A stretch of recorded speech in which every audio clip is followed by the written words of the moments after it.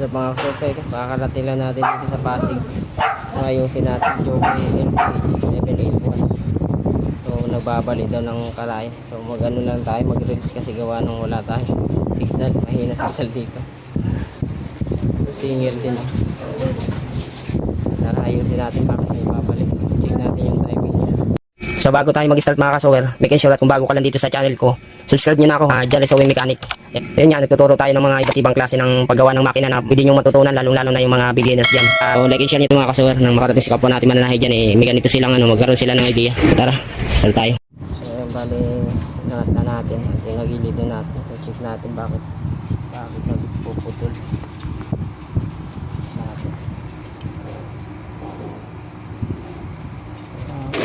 Putol.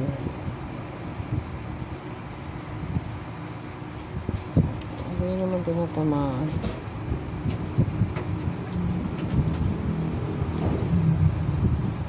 Hindi naman siya tinatamaan dito.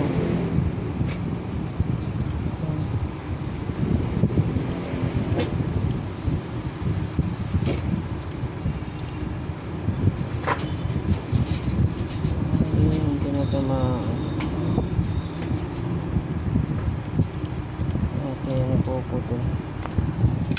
Ayan natin dito kabila side.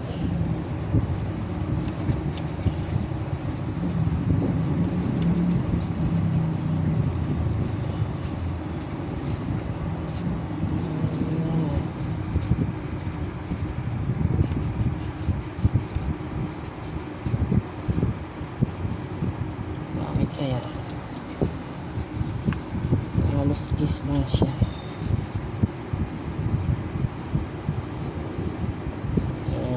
Medyo dikit na rin kasi talaga. So yun natin i-list. Tulak natin papunta rito. Luwagan lang natin ito. Titornilyo pala ito siya. Yung ba kasi karamihan ito adik. Dito lang. Dalawang na yun. Dito. Tulak natin papunta rito. Bahagya lang. Tayo natin yung bahagya sa kalayo. Nakikita na natin yung dalawa. So check natin rin dito kung bakit matama rin sa lato niya. Dito ang problema. Ayan o. Dikit na dikit siya rito sa ano. Kaya ito may tamang karayo. Ayan, malapit siya. Ayan ang dyan tayo, makita natin. Ayan nga, dahil dito tumatama yung karayom sa put. Tumatama siya. Bakong karayom. Ayan nga, dikit siya rito. Ayan. Dikit. Matama yun, tama ang karayom. So, baling adjust nyo yan. Dito. Ito, kung makita nyo yan. Luluwagan nyo to kasi ito yung adjust niyan. Gumagalaw siya. Ayan, balik tayo. Nakikita nyo to pag inikot ko rito. Ayan, gumagalaw yan. Ayan.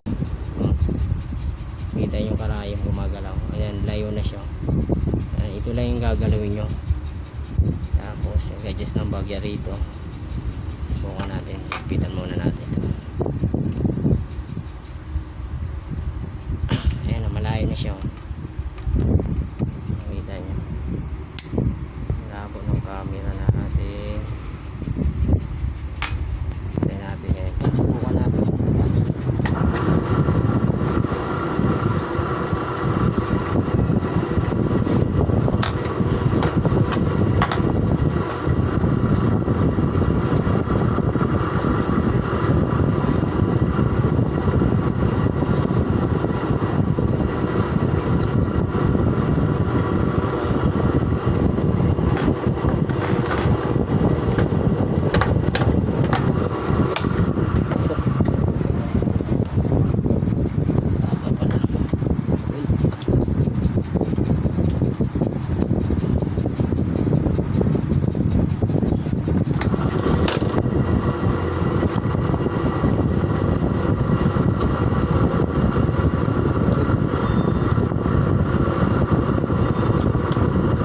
Bago lang po ba itong bili nyo? Hindi, 5 years na. Ah, matagal na rin.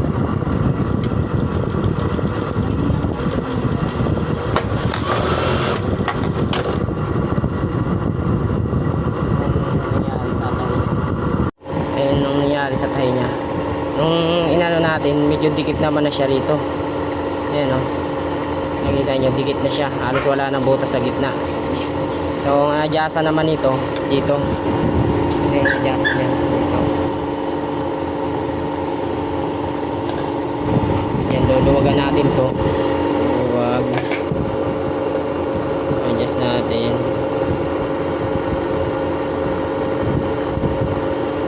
Luwagan natin. Ulit.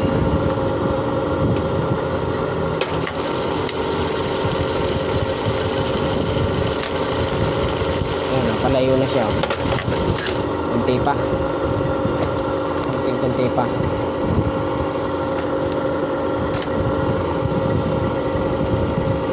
Mga beginners dyan sa mga ibang mga mekaniko, hindi rin nila tumaan dahil mga baguhan. Kunti pa ang ano, galaw doon. Ayan, bandar. Tandaan lang, ayan o, wala yun o.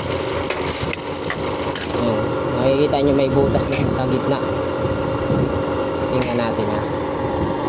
Ayan o, makikita nyo kanina, ayan yung tahi. Ayan o, wala siyang butas sa gitna halos. Ayan, dikit na dikit siya.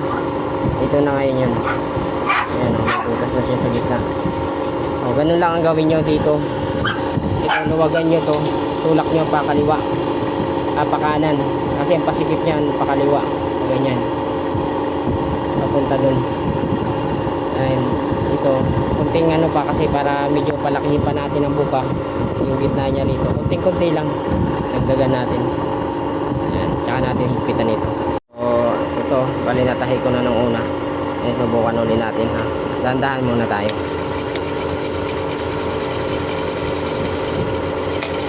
Ayan o, ang layo na ng ang layo ng distansya na dito.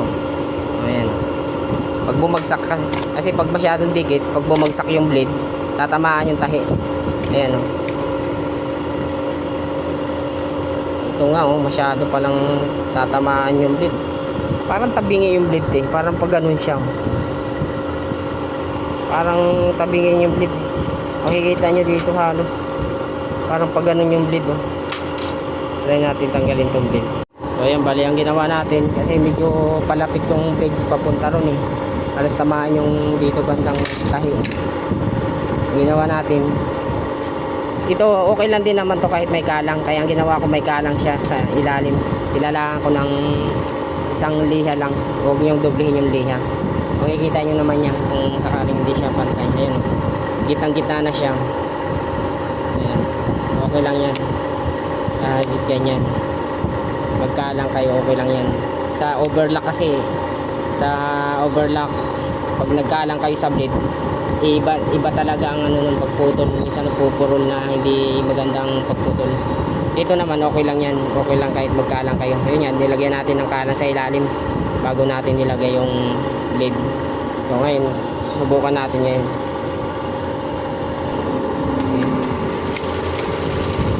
Kung babagsak, nilagay ko muna pala to dito para bumagsak ang blade.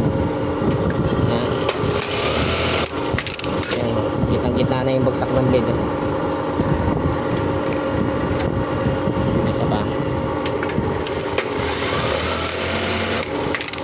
Gitang-gitna. Isang bagsak ng blade. Gitang-gitna siya. Ganun lang. Okay naman siyang tahi. Mabilis naman siya. Hindi naman siya patirin kasi nakitaan ko sa timing mukhang okay naman yung timing. Hindi naman siya patirin.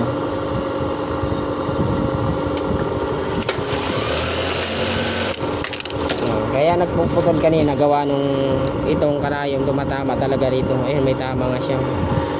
Nakita niya may tama yung pot niya. Ganun lang.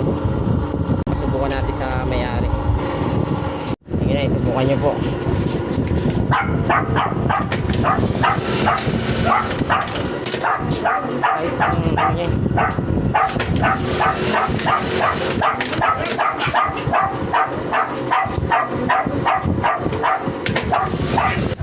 Hininaan ko lang kasi grabe ang ingay ng mga aso ni ate.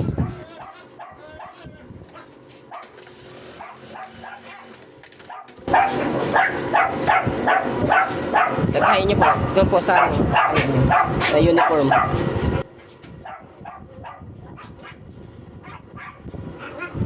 Kami talagang aso nila dati. Ang ingay.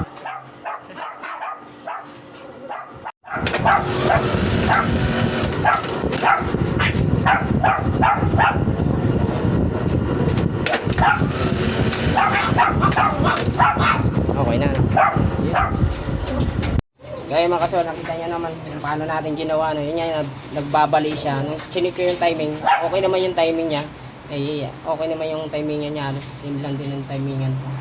Nung nakita natin, kasi inuna muna natin yung timing chinik eh. Nakita natin, medyo in-adjust ko pa ng bahagya rito eh. Pero binalik ko ulit sa dati yung timing. Then, nung inano ko na, tinignan natin yung put. Yun nga, tumatama yung rayong dun sa put. Nakita nyo naman talagang sa pinakagilid tumatama. Kaya itong, so ayan, sana may natutunan kayo sa ginawa natin ngayon. Yung shoutout nyo pala kay ma'am. Salamat sa tiwala sa pagpagawa ng button hole niya rito. Ayun, sana nais magpa-home service dyan. May mga video tayo na sa screen yung contact number ko. Dyan nyo na lang kukontakin niya. Kaya comment na lang kayo dyan o PM nyo na lang ako. So ayun, salamat.